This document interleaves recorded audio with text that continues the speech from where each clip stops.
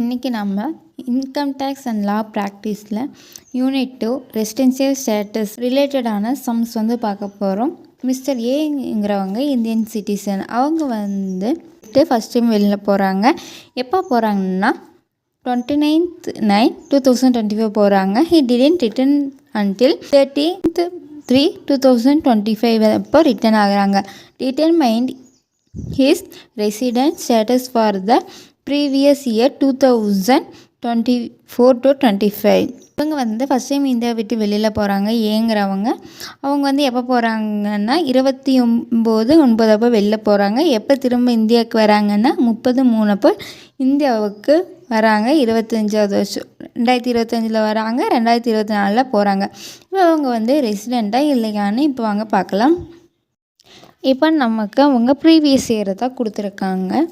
So previous year 2024 to 2025.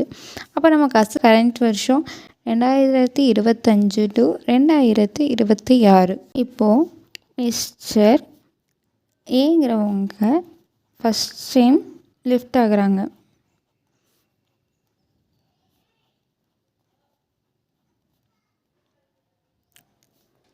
எப்போன்னா 29/9/2024 அப்போ. இப்போது நமக்கு அக்கௌண்டிங் இயரிங் படி 1 April 2024 to 31 March 2025 வருமா? அப்போது அவங்க எப்போ போகிறாங்கன்னா 9வது மாதம் தான் போகிறாங்க. நமக்கு அக்கௌண்டிங் இயரிங் படி ஏப்ரல் 4th மந்த்லேருந்து இப்போது 9th மந்த் வரைக்கும் நமக்கு இந்தியாவில் தான் ஸ்டே பண்ணியிருப்பாங்க. நம்ம இப்போது அதிலிருந்து கால்குலேட் பண்ணணும். இப்போ நம்ம ஏப்ரல்லேருந்து செப்டம்பர் 29 வரைக்கும் நம்ம போட்டாச்சு. இப்போ நமக்கு எத்தனை நாள் வருதுன்னு டோட்டல் பண்ணலாம். 30 +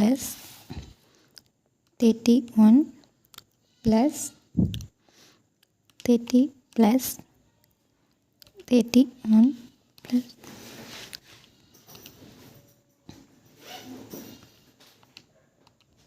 இப்போ நமக்கு டோட்டல் பண்ணனே 182 days வருது. அப்போ இவங்க கண்டிஷன் படி இவங்க ரெசிடெண்ட்டுக்கு சாட்டிஸ்ஃபை ஆகுறாங்க.